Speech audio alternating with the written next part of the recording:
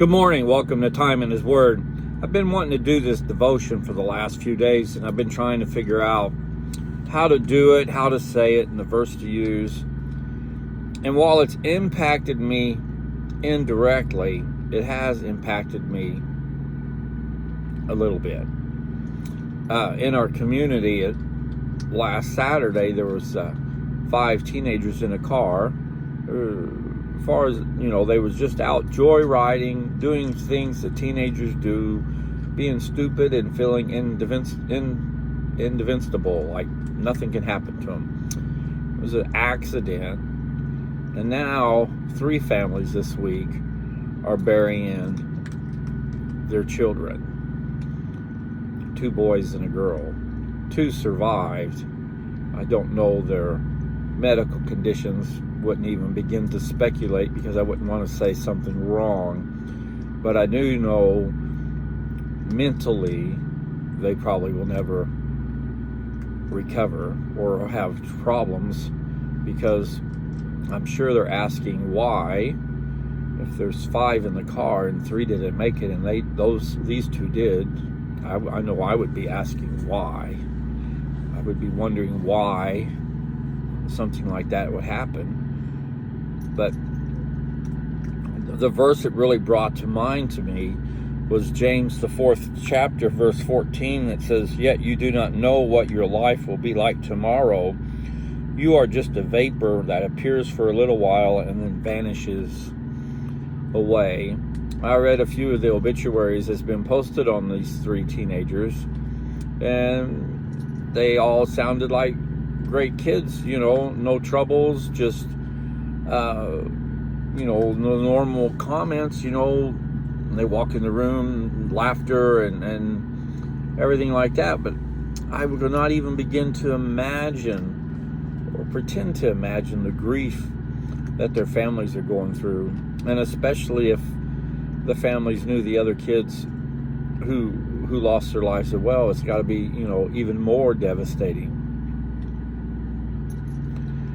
So if you would, this week, because I believe the funerals are this weekend, Friday, Saturday, something like that, if you could remember my hometown community in your prayers, I'm sure it'd be greatly appreciated.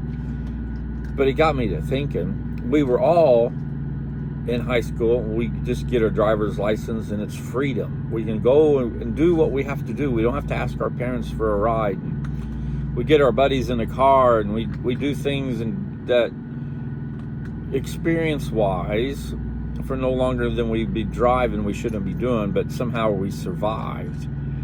I always look back and think, man, some of the things that I tried I shouldn't have tried, but like I said, we were young and dumb and invincible.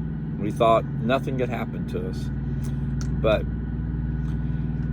it does. And when it does, it's such a reality and such a gut check that it affects everybody, whether you know the families or not. You take a kind of an assessment of your own life and look and see where you're at in life, and you think back to some of the things you did in high school and wonder how come I didn't get hurt? How come nothing happened to me? And we can hear all the answers. It wasn't your time. God wasn't ready for you. All those answers that are meant as comforting, but they're just words. They're empty words, and the families, they'll hear them, but they won't hear them.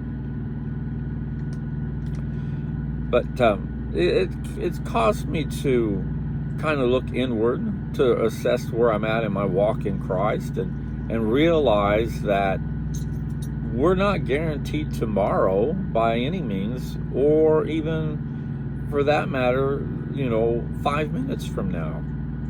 That's why this passage, I've been really thinking about it as I was trying to put this together for this morning. You do not know what your life will be like tomorrow. You are just a vapor that appears. And I liken that as an easy reference to the fog of the morning. It can be thick, it can be thin, but it just as quick as you see it, it can be gone. And that's how our life is. We have no control over our when it will end, but we do have control over our destiny. We do have control in deciding where we will spend eternity. And we have to think about that.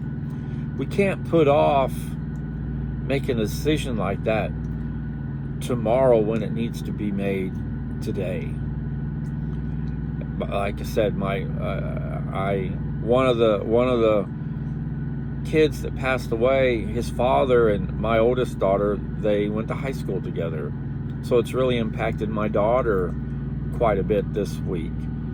They're not as close friends as they were in high school, but still, nonetheless, you know, she really cares for him, and she's really sad that he lost his child.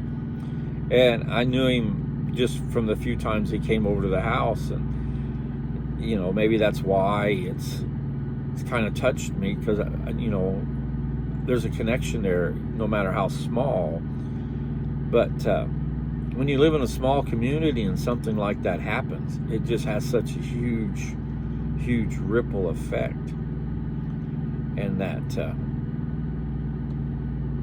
you almost can't get away from it in one way or the other. But as you go through the day, just think about that. As James said in 4:14, we are just a vapor, and we have no guarantees for tomorrow.